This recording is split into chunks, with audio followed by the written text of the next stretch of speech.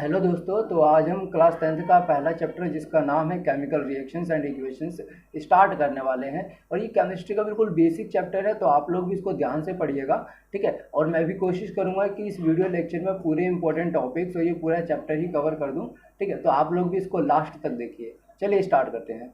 तो chemical reactions की अगर हम बात करें, ठीक है, तो केमिकल रिएक्शंस को समझने के लिए हमें समझना होगा कि केमिकल चेंज क्या होता है। देखिए, हमारे आसपास बहुत सारे पदार्थ होते हैं और पदार्थों में चेंजेस भी आते हैं, ठीक है। लेकिन कुछ पदार्थों में ऐसे चेंजेस आते हैं जिनसे उनकी पूरी प्रॉपर्टीज ही बदल जाती है। फॉर एग्जांपल, हमने रात को दूध रखा और वो सुबह दही में बदल गया। अब इसकी पूरी प्रॉपर्टीज ही बदल गई। अब हम उस दही को दूध नहीं बोल सकते, ठीक है। तो यहाँ पे ये जो चेंज हुआ, यहाँ पे जो परिवर्तन हुआ है, ठीक है, इस परिवर्तन को हम केमिकल चेंज बोलते हैं, ठीक है, रासायनिक परिवर्तन बोलते हैं, ठीक है। तो जहाँ कहीं भी रासायनिक परिवर्तन होता है, जहाँ कहीं भी केमिकल चेंजेस आते हैं, वहाँ पे केमिकल रिएक्शंस होती है, ठीक है। मतलब केमिकल रिएक्शंस होती है तभी वहाँ पे केमिकल चेंज होता है, ठीक है। तो हम ये बोल सकते हैं कि केमिकल रिएक्शंस की वजह से ही केमिकल चेंज आता है। और केमिकल चेंज क्या है? एक ऐसा परिवर्तन है जिसमें एक पदार्थ दूसरे पदार्थ में बिल्कुल ही बदल जाता है, उसकी पूरी प्रॉपर्टीज ही बदल जाती है। चलिए इसकी डेफिनेशन को देखते हैं। तो the process in which new substances are formed with new properties from one or more substances is called chemical reaction. मतलब केमिकल रिएक्शन बेसिकली एक ऐसा प्रोसेस है जिसमें एक या एक से अधिक पदार्थ से एक नया पदार्थ बन जाता है, ठीक है। फॉर एग्जाम्पल, यहाँ पे एक पदार्थ था जिसको हमने ए नाम दिया, ठीक है। तो यहाँ पे एक केमिकल रिएक्शन हुई और उस केमिकल रिएक्शन ने इसकी पूरी प्रॉपर्टीज को बदल दिया, तो हमने उसको एक अलग नाम दे दिया, दैट इज सी, ठीक है। अब देखिए, यहाँ पे हमारे लेफ्ट हैंड साइड में ए है और राइट हैंड साइड में हमारा सी है, ठीक है। तो जो हमारा ए है जिसमें केमिकल रिएक्शंस होगी, ठीक है, हम उसको रिएक्टेंट्स बोलते हैं, ठीक है। और केमिकल रिएक्शन होने के बाद जो हमें चीज मिलती है उसको हम प्रोडक्ट बोलते हैं। Some examples which involve chemical reaction. हम यहाँ पे कुछ एग्जांपल्स को देखते हैं जिसमें केमिकल रिएक्शंस होती हैं, ठीक है। For example, digestion of food. Digestion of food में भी केमिकल रिएक्शन होती है। कैसे होती है? देखिए जरा, जो जो पदार्थ हम इनहेल करते हैं, जो भी हम भोजन खाते हैं, उसमें फैट होता है और प्रोटीन्स होती है, कार्बोहाइड्रेट्स होते हैं, और इन सभी चीज़ों की, इन सभी पदार्थ की हमारे बॉडी को नीड होती है, ठीक है। तो जो हम पदार्थ खाते हैं उसमें ये सारे मिक्स्ड होते हैं, ये अलग नहीं होते हैं, ठीक है। तो हमारे शरीर में केमिकल रिएक्शंस होती है। उस केमिकल रिएक्शंस में ये सभी पदार्थ, कार्बोहाइड्रेट्स, फैट और प्रोटीन अलग किए जाते हैं और हमारे शरीर को दिए जाते हैं, जिससे कि हमारा शरीर स्वस्थ रहे और हमारे शरीर के सभी पार्ट्स अच्छे से काम करने पाए। तो डाइजेशन ऑफ फूड में भी केमिकल रिएक्शंस होती है, ठीक है। दूसरा है रेस्पायरेशन। रेस्पायरेशन मतलब सांस लेना। सांस लेने में भी क्या है? केमिकल रिएक्शंस होती है, क्योंकि इसमें हम ऑक्सीजन को इनहेल करते हैं और कार्बन डाइऑक्साइड को एक्सहेल करते हैं। तो ये जो हम ऑक्सीजन ले रहे हैं अंदर, उन्हीं ऑक्सीजन के प्रेजेंस में हमारा जो डाइजेशन ऑफ फूड है, हमारे शरीर के अंदर जितने भी केमिकल रिएक्शंस हो रही है, वो उस ऑक्सीजन की प्रेजेंस से ही हो रही है, ठीक है। और उसके बाद कार्बन डाइऑक्साइड निकलता है जो हम एक्सहेल कर देते हैं, ठीक है। तो रेस्पायरेशन में भी केमिकल रिएक्शंस होती है, ठीक है। दूसरा, रस्टिंग ऑफ आयरन। लोहे का जंग लग जाना। लोहे का जंग लग जाना, इसमें भी केमिकल रिएक्शन होती है, यह हमें अच्छे से पता है, ठीक है। Formation of curd. दूध का दही में बदल जाना, इसमें भी केमिकल रिएक्शन है, क्योंकि यहाँ पे भी दूध की पूरी प्रॉपर्टीज ही बदल जाती है, ठीक है।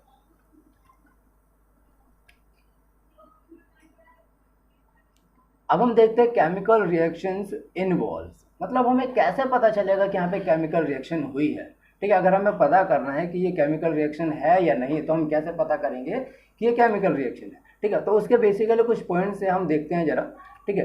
तो पहला है चेंज इन स्टेट। अगर किसी पदार्थ में केमिकल रिएक्शन हुई होंगी, ठीक है, तो उसका जो स्टेट है वो बदल सकता है, ठीक है। या वो सॉलिड से गैस हो जाएगा, या गैस से सॉलिड हो जाएगा, ठीक है। या फिर लिक्विड से गैस हो जाएगा, या गैस से लिक्विड हो जाएगा। वहाँ पे उसकी स्टेट में चेंज आएगा, तो हम कहेंगे कि वहाँ पे केमिकल रिएक्शन हुई है, ठीक है। दूसरा है, अगर चेंज इन कलर। अगर उस पदार्थ के कलर में चेंज आया, ठीक है, तो भी हम कह सकते हैं कि वहाँ पे केमिकल रिएक्शन हुई है। चेंज इन टेम्परेचर, अगर किसी पदार्थ के टेम्परेचर में चेंज आता है तो हम कहेंगे कि वहाँ पे केमिकल रिएक्शन हुई है, क्योंकि जहाँ पे केमिकल रिएक्शंस होती है वहाँ पे हीट प्रोड्यूस होती है। ठीक है, तो जाहिर सी बात है अगर केमिकल रिएक्शंस होंगी तो वहाँ पे टेम्परेचर भी वेरी करेगा। ठीक है, फोर्थ है इवोल्यूशन ऑफ गैस, अगर किसी पदार्थ में से गैस निकल रही है तो भी हम कह सकते हैं कि वहाँ पे केमिकल रिएक्शंस हुई हैं। ठीक है, ways of representing chemical reactions, अब देखिए जितने भी केमिकल रिएक्शंस हो रही हैं हमारे आसपास, ठीक है, और अगर हम केमिस्ट्री पढ़ रहे हैं तो उस केमिकल रिएक्शंस को हमें लिखना पड़ेगा बार बार कि यहाँ पे ये रिएक्शन हो रही है, यहाँ पे ये इस पदार्थ से हमें ये देखने को मिल रहा है। ठीक है, तो हम हर एक पदार्थ को किस तरीके से लिख सकते हैं। अब बार बार एक लंबा चौड़ा सेंटेंस तो हम लिखेंगे नहीं, ठीक है, कि इस पदार्थ से हमें ये मिल रहा है, यहाँ पे ये हो रहा है, वो हो रहा है। ठीक है, तो इसके लिए हमें एक शॉर्ट ट्रिक चाहिए होता है। तो बेसिकली यहाँ पे दो मेथड है जिस तरीके से हम केमिकल रिएक्शंस को रिप्रेजेंट कर सकते हैं। ठीक है, पहला है वर्ड इक्वेशन, या तो हम वर्ड इक्वेशन बना ले, मतलब जो जो पदार्थ उस केमिकल रिएक्शन में पार्टिसिपेट कर रहे हैं या तो हम उसका नाम लिख ले सीधा सीधा। फॉर एग्जांपल यहाँ पे जिंक और सल्फ्यूरिक एसिड है। अब यहाँ पे दो अलग अलग पदार्थ है जिनमें केमिकल रिएक्शंस होनी है। ठीक है, तो जो पदार्थ है यहाँ पे केमिकल रिएक्शन में पार्टिसिपेट कर रहे हैं, हमने यहाँ पे उनका सिर्फ नाम लिखा हुआ है, और यहाँ पे केमिकल रिएक्शन हुई और केमिकल रिएक्शन होने के बाद हमें जिंक सल्फेट और हाइड्रोजन मिल रहा है। यहाँ पे बेसिकली जो पदार्थ केमिकल रिएक्शंस में पार्टिसिपेट कर रहे हैं हमने यहाँ पे सिर्फ उनका नाम लिखा हुआ है। ठीक है, लेकिन कुछ पदार्थ के नाम भी बहुत ज़्यादा बड़े बड़े होते हैं तो हमें सिंबल की जरूरत पड़ती है। ठीक है, और हमें यहाँ पे मालूम है कि ये जो जिंक है और सल्फ्यूरिक एसिड है, ठीक है, ये केमिकल रिएक्शन में पार्टिसिपेट कर रहे हैं, इसीलिए हम इनको रिएक्टेंट बोलते हैं। और जिंक सल्फेट और हाइड्रोजन ये हमें रिएक्शन के बाद मिल रहे हैं तो हम इनको प्रोडक्ट कहेंगे। ठीक है, दूसरा तरीका देख लेते हैं जो हम प्रीफर करते हैं लिखने के लिए, वो है केमिकल इक्वेशंस।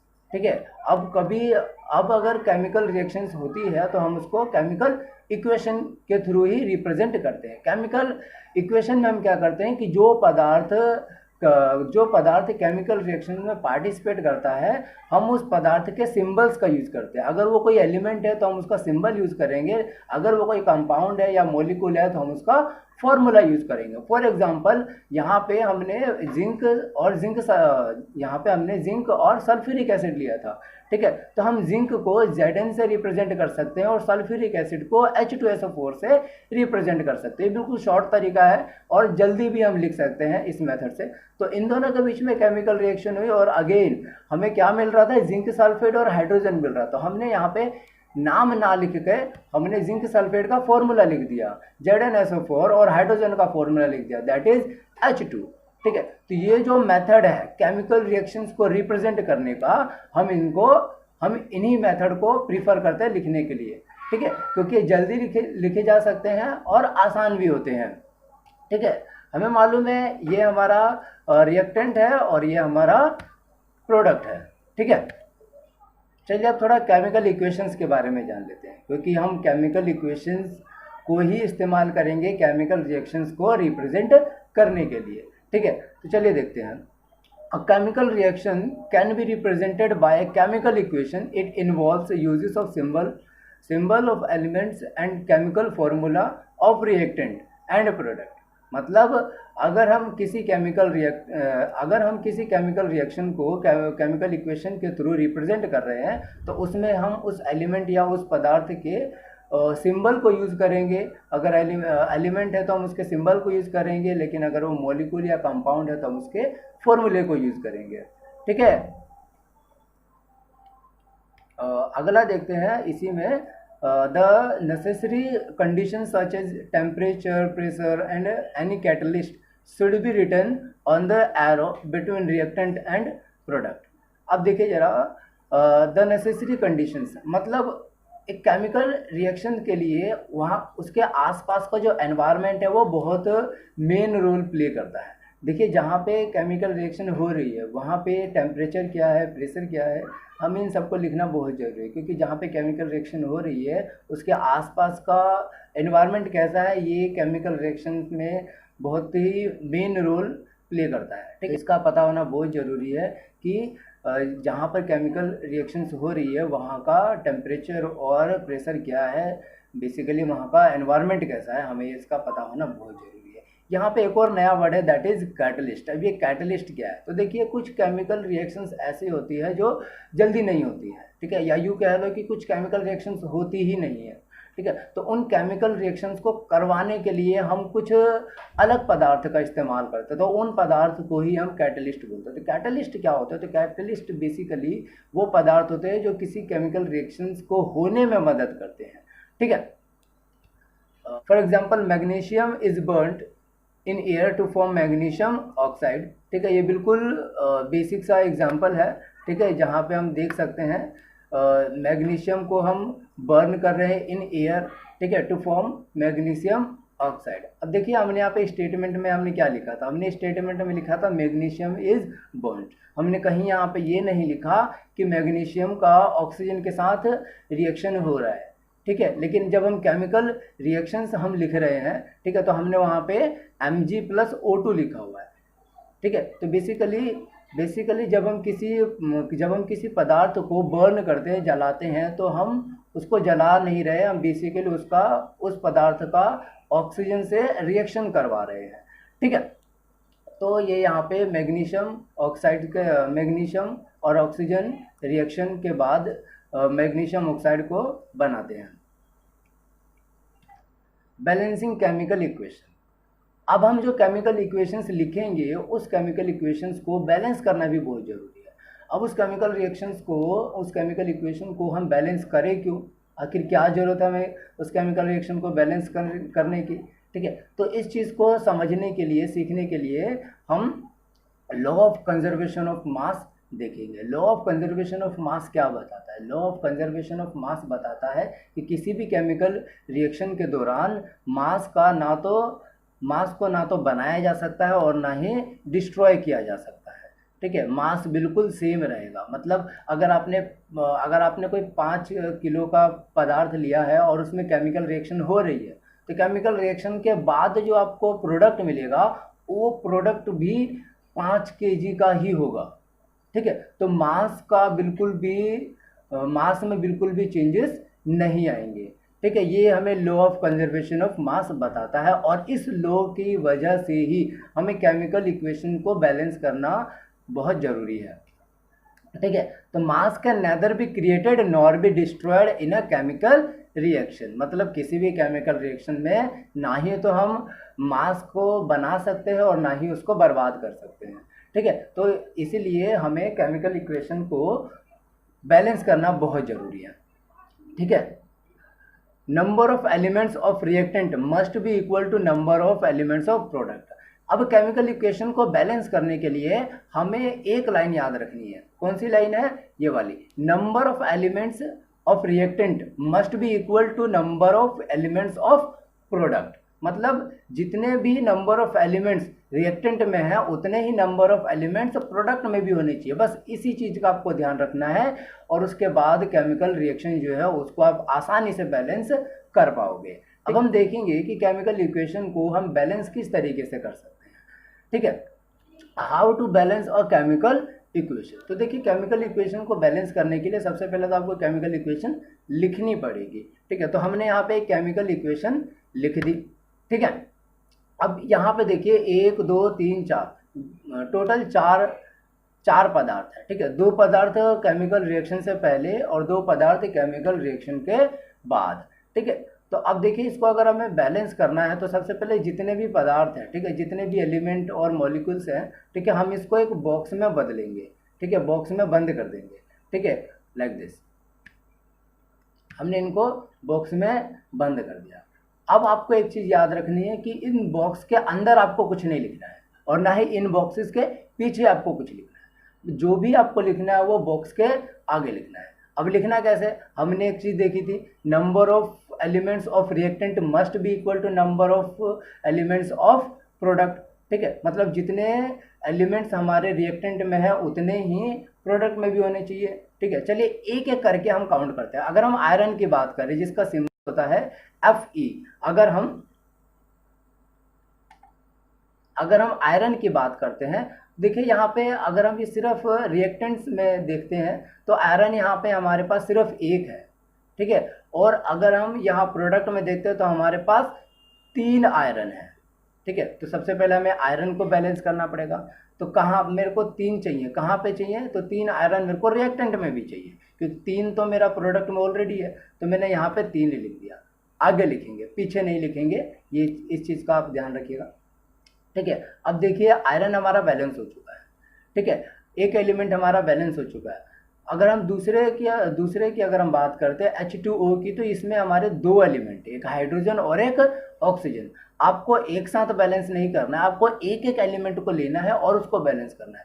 तो यहाँ पे जो हमारा H2O है, तो हम यहाँ पे सबसे पहले हाइड्रोजन को देखेंगे। अब देखिए हाइड्रोजन यहाँ पे मेरे पास 2 है, हाइड्रोजन मेरा यहाँ पे रिएक्टेंट में भी 2 है और प्रोडक्ट में भी 2 है, तो ये तो ऑलरेडी बैलेंस है। लेकिन अगर हम ऑक्सीजन की बात करते हैं, तो यहाँ पे देखिए रिएक्टेंट में ऑक्सीजन मेरे पास 1 है और यहाँ प्रोडक्ट में ऑक्सीजन मेरे पास 4 है, ठीक है। तो सबसे पहले मेरे को ऑक्सीजन को बैलेंस करना पड़ेगा, ठीक है। तो 4 मेरे को कहाँ पे लिखना पड़ेगा, तो रिएक्टेंट में 4 लिखना पड़ेगा, ठीक है। तो मैंने रिएक्टेंट में 4 लिख दिया, ठीक है। अब क्या केमिकल इक्वेशन बैलेंस होगी, तो केमिकल इक्वेशन बैलेंस हुई या नहीं, इसीलिए हम इसको दोबारा से चेक करते हैं। देखिए आयरन की अगर हम बात करें तो देखिए आयरन हमारा रिएक्टेंट में भी 3 है और प्रोडक्ट में भी हमारा 3 है, तो आयरन बिल्कुल बैलेंस्ड है, ठीक है। अगर हम यहाँ पे हाइड्रोजन की बात करते हैं, तो देखिए हाइड्रोजन मेरा यहाँ पे पहले 2 था, अब मैंने 4 लिख दिया, ठीक है। तो यहाँ पे आप बताइए कि ये कितने हैं हाइड्रोजन यहाँ पे, ठीक है। तो देखिए यहाँ पे 8 हाइड्रोजन है, ठीक है। तो हम बेसिकली ये जो 4 है और ये जो 2 है, इसको हम जोड़ेंगे नहीं, हम मल्टीप्लाई करेंगे, ठीक है। तो यहाँ पे मेरे पास 8 हाइड्रोजन है, ठीक है। लेकिन प्रोडक्ट में तो मेरे पास 2 ही हाइड्रोजन है, और ये मैंने 4 किसके लिए लिखा था, ये 4 मैंने ऑक्सीजन के लिए लिखा था। इसका मतलब कि जो भी आप आगे नंबर लिखोगे वो हाइड्रोजन और ऑक्सीजन दोनों में ही काउंट किया जाएगा, ठीक है। तो इस चीज़ का भी आप ध्यान रखिएगा, ठीक है। तब देखो हाइड्रोजन ऑक्सीजन को बैलेंस करने के, अब देखिए ऑक्सीजन को बैलेंस करने में हाइड्रोजन का नंबर बिगड़ गए, ठीक है। तो अब देखिए ऑक्सीजन को बैलेंस करने में हमने हाइड्रोजन को डिसबैलेंस कर दिया, ठीक है। तो अब सबसे पहले हमें हाइड्रोजन को बैलेंस करना पड़ेगा। तो हाइड्रोजन को बैलेंस करने के लिए मेरे को अब प्रोडक्ट में भी 4 हाइड्रोजन और चाहिए, ठीक है। तो मैंने यहाँ पे भी 4 लिख दिया, ठीक है, क्योंकि हमें मालूम है कि ये वाला जो 4 है वो इस वाले 2 के साथ मल्टीप्लाई होगा, ठीक है। तो यहाँ पे भी हमारा 8 हाइड्रोजन